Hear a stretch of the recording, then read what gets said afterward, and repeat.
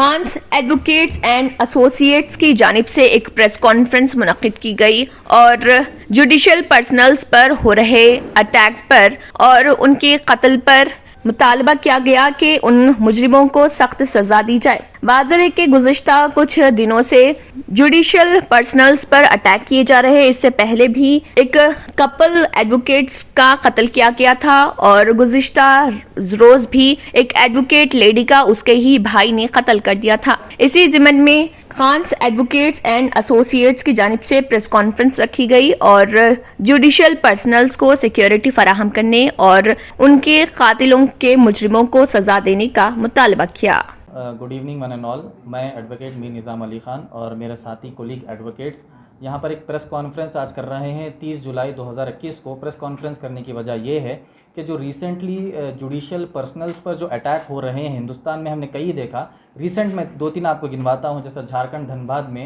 एक वकील, एक एडवोकेट, एक जज को जो है एलिज्ड मर्डर कर दिया गया। अभी कल जो हमने हैदराबाद में देखा कि एक लेडी एडवोकेट को खुद के भाई ने ही उसका कत्ल करवा दिया। उसके बाद आप तेलंगाना कपल जो लॉयर्स थे उनको जो है दिन दहाड़े उनको कत्ल कर दिया गया। मुंबई का एक वाक़या है जिसमें दिन दहाड़े एक वकील को तलवारों से मारा गया।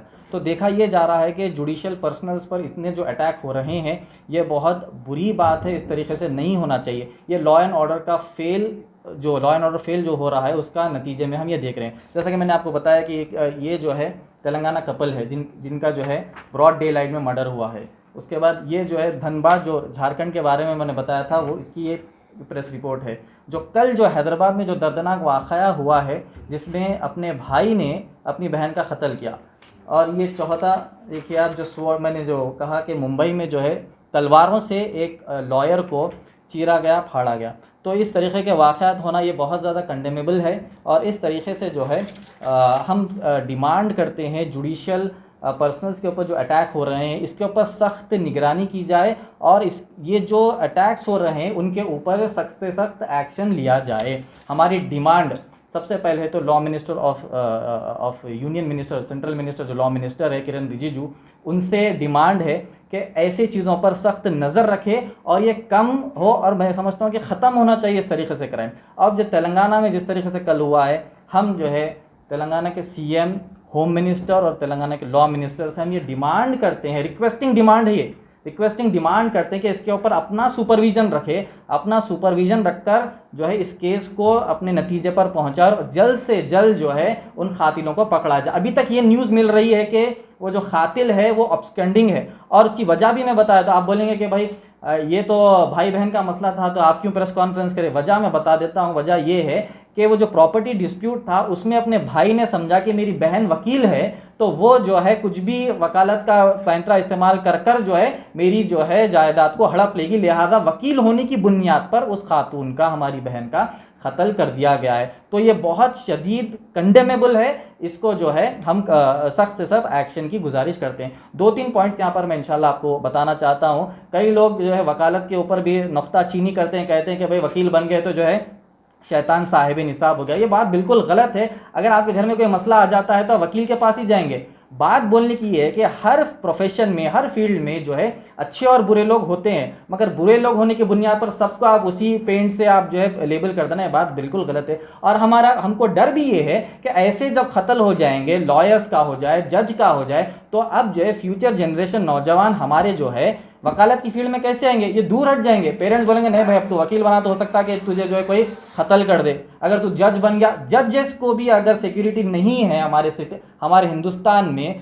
तो हमको बहुत फिक्रमंद हो जाना चाहिए। तो ये हमारी डिमांड है। इस तरीके से जो है हम एक्शन की गुजारिश करते हैं हुकूमत तेलंगाना से, सीएम साहब से, होम मिनिस्टर साहब से और लॉ मिनिस्टर जो है तेलंगाना के, उनसे भी डिमांड है, गुजारिश है कि इसके ऊपर सख्त से सख्त एक्शन लिया जाए। बेशतर हैदराबादी अवाम अब आसानी से सांस ले सकते हैं क्योंकि हवा में आलूदगी की सतह में कमी आई है। कहा गया है कि जुलाई के पहले, दूसरे और तीसरे हफ्ते में हवा में पाए जाने वाले आलूदा अज्जा की मिकदार में कमी आई है। सारे शहर में हवा के मियार में बेहतरी आई है। Telangana state pollution control board ने ये बात बताई। माहिरीन के मुताबिक गुज़िश्ता 2 हफ्तों में काबिले लिहाज बारिश की वजह से हवा के मियार में बेहतरी आई है और फिजा में आलूदा अज्जा की हद घट गई है। डॉक्टर WG प्रसन्ना कुमार, माहिर माहौलियात, ने कहा है कि बारिश की वजह से हवा में पाए जाने वाले मुज़िर मुरक्कबात जमीन पर पहुंच गए और उन मुरक्कबात की हद में कमी आई। हवा में पाए जाने वाले मुज़िर सेहत मुरक्कबात के नतीजे में सेहत के कई मसाइल पैदा होते हैं। इस आलूदगी के नतीजे में डॉक्टर्स के मुताबिक अस्थमा और सांस लेने में दूसरी परेशानियों का शिकार होना पड़ सकता है, क्योंकि अब ये मुरक्कबात की मिकदार हवा में कम हो गई है। इसके नतीजे में सांस लेने के मसाइल में भी कमी आ सकती है। कहा गया है कि शहर को 6 हिस्सों में तकसीम करके हवा में उन अज्जा का जायजा लिया गया और 5 हिस्सों में उन मुरक्कबात की हद कम पाई गई। सिर्फ बालानगर इलाका ऐसा रहा जहां सबसे ज्यादा आलूदा मुरक्कबात हवा में पाए गए। चारमीनार जोन में भी इन मुरक्कबात में कमी आई है।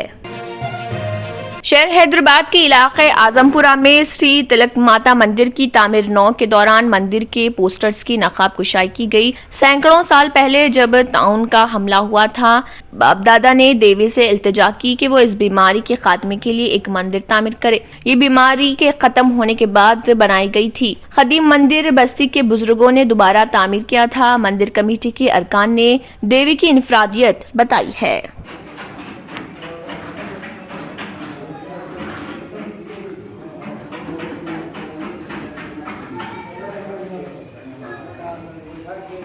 నా పేరు దీపా రవీంద్రనాథ్.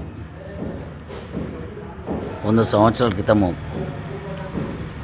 ఇప్పుడు ఏ విధంగానైతే కోవిడ్ మహమ్మారి యావత్ ప్రపంచాన్ని కుదిపేస్తుంది, అదేవిధంగా 100 సంవత్సరాల క్రితము ఈ భాగ్యనగర్ కాకుండా యావత్ భారతదేశంలో కూడా ఈ ప్లేగ్ గడ్డలు రావడము సైంటిఫిక్గా అంతగా అంత డెవలప్మెంట్ లేనప్పుడు అందరూ కూడా దైవం మీద ఆధారపడి జీవించేవాళ్ళం. ఆ విధంగా ఇక్కడ ఉన్న పెద్దలు భీమ్సింగ్ గారు మన యొక్క పిల్లల సంరక్షణ గురించి అమ్మవారిని మొక్కడం జరిగింది. ఆ సందర్భంలోనే పెద్దలు చెప్పినట్టుగా ఒక సభలుండే అక్కడ భీమ్సింగ్ గారు ఎంతో కష్టపడి ఈ యొక్క మహమ్మారిని అమ్మవారు తొలగిస్తే మీకు గుడి కట్టిస్తామని మొక్కడం జరిగింది. ఆ విధంగా తిలక్మాత మందిరం ఇక్కడ నిర్మాణం జరిగింది. తదనంతరము ఏ విధంగానైతే खुसूसी सीबीआई अदालत 25 अगस्त को चीफ मिनिस्टर आंध्र प्रदेश जगन मोहन रेड्डी की जमानत के मनसूखे से मुत्तलिक दरख्वास्त पर अहम फैसला सुनाएगी। वाईएसआर कांग्रेस के बागी रुकन पार्लियामेंट शिवराम कृष्णा राजू ने जगन की जमानत मनसूख करने अदालत में दरख्वास्त दायर की है। दरख्वास्त गुजार के वकील वेंकटेश ने अदालत को बताया कि उनके तहरीरी दलाइल पेश कर दिए गए। सीबीआई की जानिब से तहरीरी तौर पर दलाइल पेश करने अदालत से मोहलत तलब की गई थी। सीबीआई के वकील का कहना है कि दिल्ली से उन्हें हिदायत का इंतजार है। अदालत से कहा गया है कि 1 जून को पेश करदा हलफनामे को ताज़ा मौक़िफ़ के तौर पर तस्लीम किया जाए। फरीक़ीन की समाअत के बाद अदालत ने 25 अगस्त के लिए फैसला महफूज कर दिया। उन्होंने कहा है कि जमानत की मनसूखी पर खुसूसी अदालत 25 अगस्त को फैसला सुनाएगी। अदालत के फैसले पर सियासी हलकों में तजस्सुस पाया जाता है। आंध्र प्रदेश हुकूमत ने कोरोना केसों में इजाफे को देखते हुए रियासत में नाइट कर्फ्यू में 14 अगस्त तक तौसी कर दी है। चीफ मिनिस्टर जगन मोहन रेड्डी ने महकमे सेहत के अहदेदारों के साथ इजलास में ये फैसला किया।